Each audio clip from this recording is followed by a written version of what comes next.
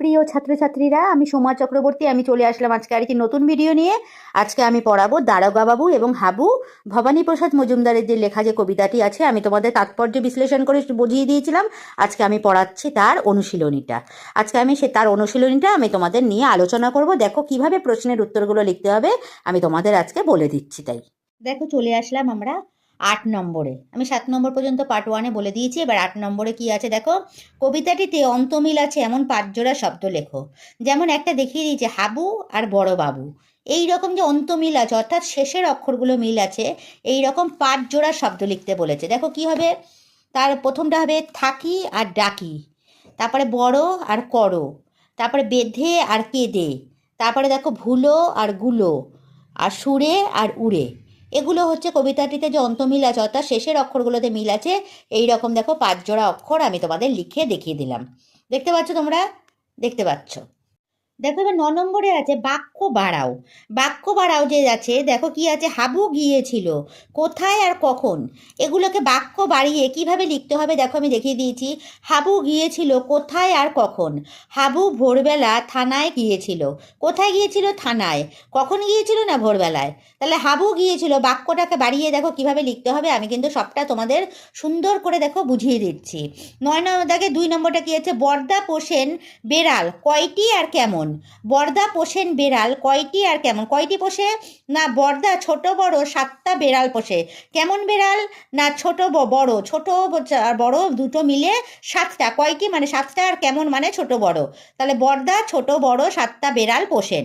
হাবু ভগবানকে ডাকে। 3 নম্বরে দেখো আছে হাবু ভগবানকে ডাকে। তাহলে কি হবে সেটা? কি আছে, কেন কখন। কেন ডাকে ভগবানকে? হাবু দুঃখে কখন সারাদিন রাত ভগবানকে ডাকে।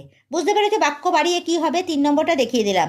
9 দাগে 4 নম্বরে কি আছে, দারোগাবাবু বলেন ঘরের দরজা জানলাগুলো খুলে রাখতে। কাকে? কাকে বলেছিল দারোগাবাবু? না হাবুকে। দারোগাবাবু হাবুকে বলেন ঘরের জানলা দরজাগুলো খুলে রাখতে। দেখতে পাচ্ছ?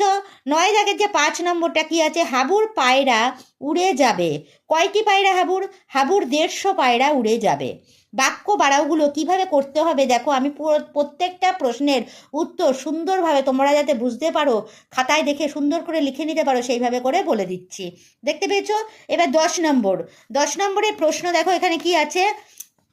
10 নম্বরে কবি পরিচিতিটা আমরা আগে ভালো করে পড়ে নেব একবার রিডিং, তারপরে দেখো প্রশ্নের দিকে যাব। ছোটদের জন্য ছড়া লিখেছেন এমন 2জন কবির নাম লেখো। ছোটদের জন্য ছড়া লিখেছেন এমন 2জন কবির নাম কি আছে না, ছোটদের জন্য ছড়া লিখেছেন এমন 2জন কবির নাম হলো যে সুকুমার রায় আর অন্নদাশঙ্কর রায়। সুকুমার রায় আর অন্নদাশঙ্কর রায় ছোটদের জন্য ছড়া লিখেছেন। সুকুমার রায় আর অন্নদাশঙ্কর রায়। দেখতে পেয়েছো তোমরা? তারপরে প্রশ্ন কি আছে, তোমার পাঠ্য কবিতাটির কবিকে। তোমার এই যে দারোগাবাবু আর হাবু, এই কবিতাটির কবি হলেন ভবানী প্রসাদ মজুমদার। এবার ভবানী প্রসাদ মজুমদারের লেখা 2টি বইয়ের নাম লেখো। সেটা 2টি বইয়ের নাম কি আছে, একটা মজা ছড়া আর ও নাম তার সুকুমার। দেখতে পাচ্ছ? মজা ছড়া আর নাম তার সুকুমার। তোমরা 2টো বইয়ের নাম আছে, এছাড়া আরও যেগুলো আছে তোমরা তোমাদের পছন্দ মতো লিখতে পারো।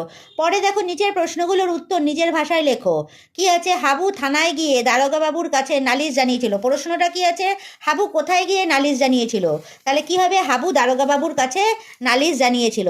তোমরা দেখতে পাচ্ছ কিভাবে তোমার উত্তর প্রশ্ন আর কিভাবে উত্তর লিখতে হবে। হাবু কোথায় গিয়ে নালিশ জানিয়েছিল, উত্তর হবে হাবু দারোগাবাবুর থানায় গিয়ে দারোগাবাবুর কাছে নালিশ জানিয়েছিল।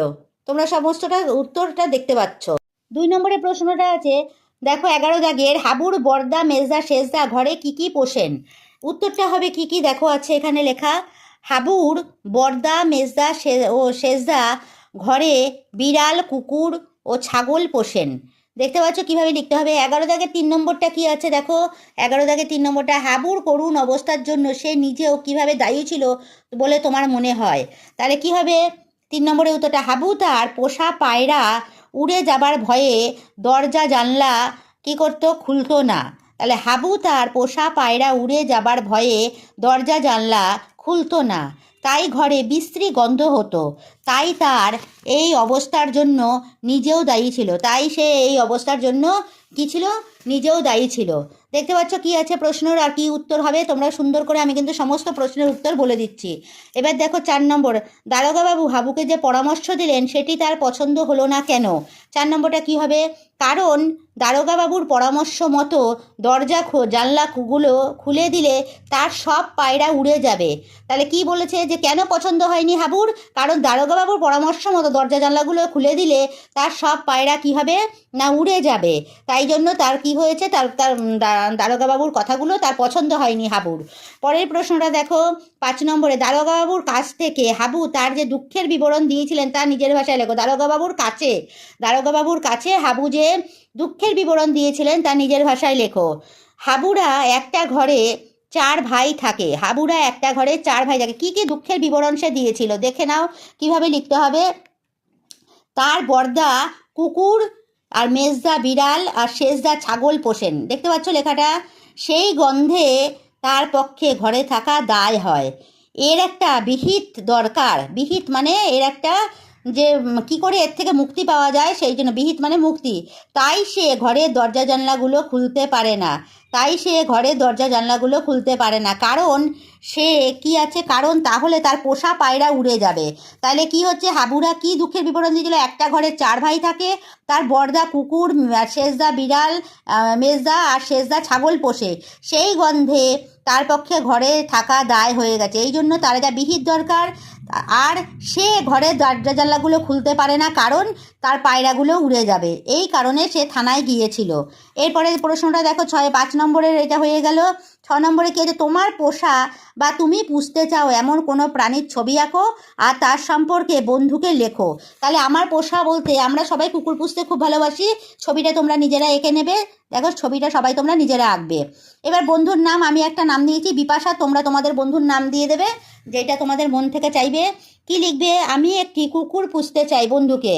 কুকুর স্পিচ, অ্যালসেসিয়ান, ডোবারম্যান, এইসব নানান জাতের কুকুরের প্রজাতি হয়। কখনো যদি আমি রচনা লিখিয়ে দিই তখন দেখতে পাবে আমি লিখিয়ে দেবো। তাই স্পিচ প্রজাতির কুকুর হলে ভালো হয়। অর্থাৎ স্পিচ হচ্ছে কুকুরের একটা জাত, সেই কুকুর হলে ভালো হয়। গায়ের রঙটা সাদা রঙের হলে ভালো হয়। বেশ সাদা লোমালাগুলো যে কুকুরগুলো থাকে তাদের স্পিচ প্রজাতির বলে। স্পিচ। তারপরে কুকুরটাকে নিয়ে আমি রোজ সকালে মাঠে বেড়াতে যাব। কুকুরটার নাম দেব ডোডো। ভালো খাওয়াবো, রাতে সঙ্গে নিয়ে ঘুমাবো। কুকুরটা হবে আমার খুব ভালো বন্ধু। দেখো একটা পোষ্য সম্বন্ধে বন্ধুর কাছে লিখতে বলেছে, আমি লিখে দিয়েছি, এটা তোমরা নিজেরাও লিখতে পারবে। আর যে প্রশ্নগুলো কিভাবে লিখতে হবে, আমি প্রত্যেকটা প্রশ্ন দেখো তোমাদের সুন্দর করে কিন্তু লিখে দিয়েছি, যাতে তোমাদের বুঝতে না কোনো অসুবিধা হয়। তোমরা যদি কোনো কিছু বুঝতে অসুবিধা হয় আমাকে কমেন্ট সেকশনে অবশ্যই জানাবে, তাহলে আমি আরেকটু ভালো করে তোমাদের সমস্তটা বুঝিয়ে দেবো। দেখো প্রত্যেকটা প্রশ্ন কিন্তু আমি, দেখো এই যে সেকেন্ড পার্টে যে উত্তরগুলো সব আমি তোমাদের লিখে এবং কিভাবে লিখতে হবে, কিভাবে সব করতে হবে, আমি সব কিন্তু তোমাদের বলে দিলাম। আশা করছি তোমাদের আর বুঝতে কোনো সমস্যা হবে না। বুঝতে পেরেছো তোমরা? যদি আমার পড়ানোটা ভালো লেগে থাকে তাহলে আমার চ্যানেলটাকে তোমরা সাবস্ক্রাইব করে দাও আর লাইক শেয়ার কমেন্ট করে এগিয়ে নিয়ে যাও।